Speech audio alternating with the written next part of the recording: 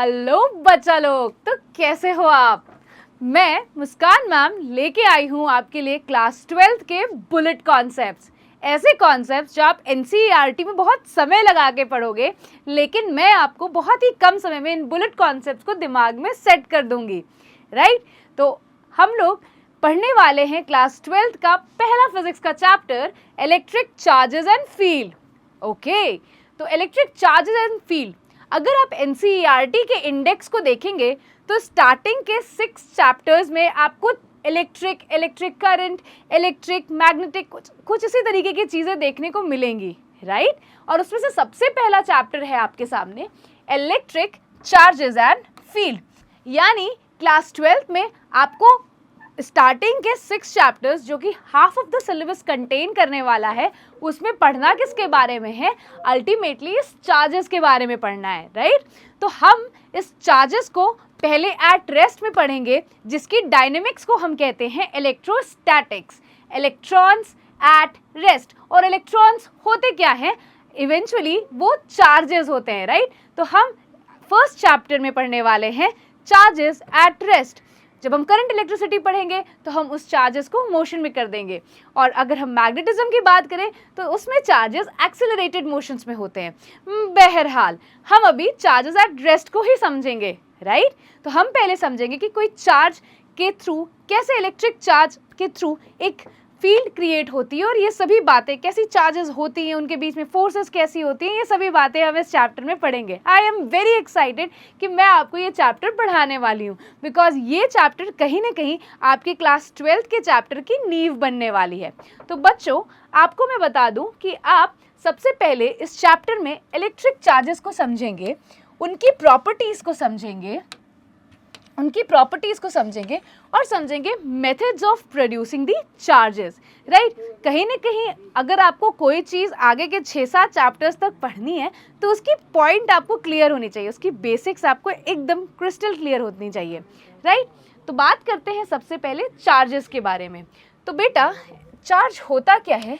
Charge is the property of matter which can exert electromagnetic force on the other. यानी charge एक ऐसी property होती है किसी भी मैटर के अंदर जो किसी दूसरे पर एक इलेक्ट्रोमैग्नेटिक फोर्स लगाती है। एक्चुअली जो चार्ज है वो है क्या? जो चार्ज है वो एक इंट्रिंसिक प्रॉपर्टी होती है, इंट्रिंसिक प्रॉपर्टी होती है मैटर की। राइट, इंट्रिंसिक प्रॉपर्टी होती है मैटर की। अब आप सोच रहे होंगे कि मैम चार्ज तो चलिए ठीक है, हमने बहुत सारी बातें क्लास 10th में भी पढ़ी थी चार्जेस के बारे में, बट यहाँ पे ऐसा क्या नया चार्ज के बारे में हम जानने वाले हैं? तो मैं बता दूं बेटा, चार्ज की आप इसमें इन डिटेल इतनी बातें जानने वाले हैं जो आपको लगेगा कि क्या इतनी बातें भी हैं चार्जेस की। तो कोई भी बॉडी अगर आप देखते हैं तो आप देखते हैं वो कैसी होती है, न्यूट्रल। जैसे मैं इस पेन की बात करूं, इस बोर्ड की बात करूं, या अपने आसपास सभी चीज़ों में कोई भी चीज़ आप देखिए, वो एक्चुअली है क्या, एक न्यूट्रल बॉडी है। राइट, लेकिन इस न्यूट्रल बॉडी को चार्ज्ड बॉडी में कैसे कन्वर्ट करते हैं, उसको समझने के लिए पहले हमें न्यूट्रल बॉडी को समझना पड़ेगा। तो एक न्यूट्रल बॉडी में मान लीजिए 6 प्रोटॉन्स उसके न्यूक्लियस में हैं और 6 इलेक्ट्रॉन्स उसके शेल्स में हैं। राइट, और शेल्स में अरेंज करने के बाद हमारे सामने आउटर शेल में कितने इलेक्ट्रॉन्स हैं? 4 इलेक्ट्रॉन्स हैं। बात करते हैं न्यूक्लियस की, तो न्यूक्लियस के अंदर प्रोटॉन्स और न्यूट्रॉन्स बहुत ही क्लोजली बाउंडेड होते हैं। राइट, अब अगर इस न्यूट्रल बॉडी में से मैं कुछ एनर्जी दे के एक इलेक्ट्रॉन निकाल दूं, राइट, एक इलेक्ट्रॉन निकाल दूं, तब इसमें प्रोटॉन्स तो आपके 6 रहेंगे, लेकिन इलेक्ट्रॉन्स आपके सिर्फ 5 हो जाएंगे। यानी प्रोटॉन की संख्या ज़्यादा हो जाएगी और इलेक्ट्रॉन की संख्या कम हो जाएगी। और आपको पता है प्रोटॉन पे क्या होता है, पॉजिटिव चार्ज, इलेक्ट्रॉन पे नेगेटिव चार्ज, तो इस पे इवेंचुअली पॉजिटिव चार्ज बढ़ जाएगा। वहीं अगर मैं आपके सामने इसमें कुछ एक नेगेटिव चार्ज ऐड कर दूं, तब इसमें इलेक्ट्रॉन की संख्या 7 हो जाएगी। वहीं बात करें प्रोटॉन की संख्या 6 ही रह जाएगी। यानी 6 प्रोटॉन के साथ इस पे इलेक्ट्रॉन का जो चार्ज है, नेगेटिव चार्ज जो है वो ज़्यादा हो जाएगा, यानी इवेंचुअली एक नेगेटिवली चार्ज बॉडी क्रिएट हो जाएगी। बट आप एक चीज़ ध्यान दीजिए कि मैम सिर्फ इलेक्ट्रॉन की ही ट्रांसफ़र कर रही हैं फ्रॉम दी न्यूट्रल बॉडी। या तो मैम इलेक्ट्रॉन को निकाल दे रही हैं तब एक पॉजिटिव बॉडी क्रिएट हो जा रही है, या मैम इलेक्ट्रॉन्स को डाल दे रही हैं तब एक नेगेटिव बॉडी क्रिएट हो जा रही है, राइट। इलेक्ट्रॉन्स को ही सिर्फ इसलिए निकाला जाता है क्योंकि इलेक्ट्रॉन्स जो आउटर शेल्स में होते हैं उनको ट्रांसफ़र निकालना ही आसान होता है। प्रोटॉन्स को निकालने के लिए बच्चों बहुत एनर्जी की ज़रूरत होती है। जब कभी भी अगर आपसे ये पूछा जाए, क्वेश्चन में अक्सर पूछा जाता है कि अगर प्रोटॉन्स को हम निकालें तो क्या हम पॉजिटिव चार्ज या नेगेटिव चार्ज क्रिएट कर सकते हैं, तो ये सोचना भी भाई तौबा तौबा, ये सोचना भी पाप है हमारे लिए, राइट। प्रोटॉन के साथ कोई छेड़खानी नहीं क्योंकि वो बहुत हाईली बाउंडेड एनर्जी के साथ रहते हैं। वहीं इलेक्ट्रॉन्स को निकालना और उसमें इलेक्ट्रॉन्स ऐड करना हमारे लिए आसान होता है। तो इस कॉन्सेप्ट की वजह से ही चार्जेस हमारे क्रिएट होते हैं। ये हुई ना बात। आइए आगे की बात करते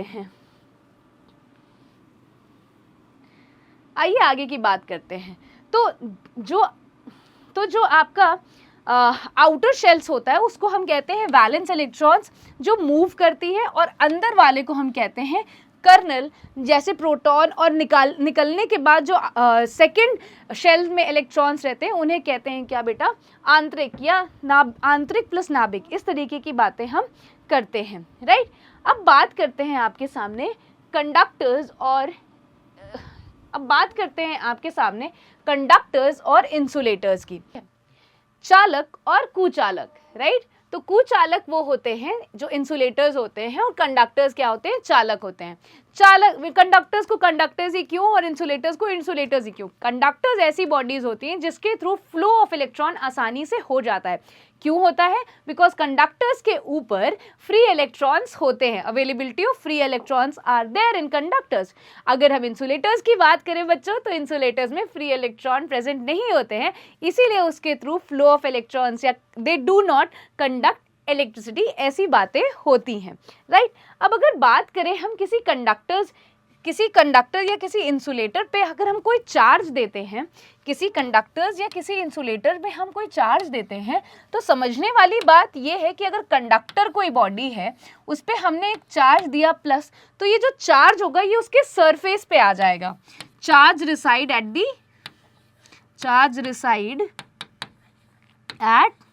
सरफेस। वही बात करें इंसुलेटर की, मान लीजिए ये एक इंसुलेटर है, इस पे अगर मैं यहाँ पे एक पॉजिटिव चार्ज रखूँ तो वो सिर्फ वहीं पे रहेगा, मतलब उस पर्टिकुलर पॉइंट पे ही रहेगा, वो कहीं और ट्रैवल नहीं करेगा। वहीं बात करें कंडक्टर्स की, तो वो पूरी सरफेस पे फैल जाएगा, वो किसी एक पॉइंट पे नहीं रह जाएगा। तो ये मेजर डिफरेंस होता है मेरे बच्चों कंडक्टर्स और इंसुलेटर्स में। अब बात करते हैं नेक्स्ट टॉपिक की, जो कि है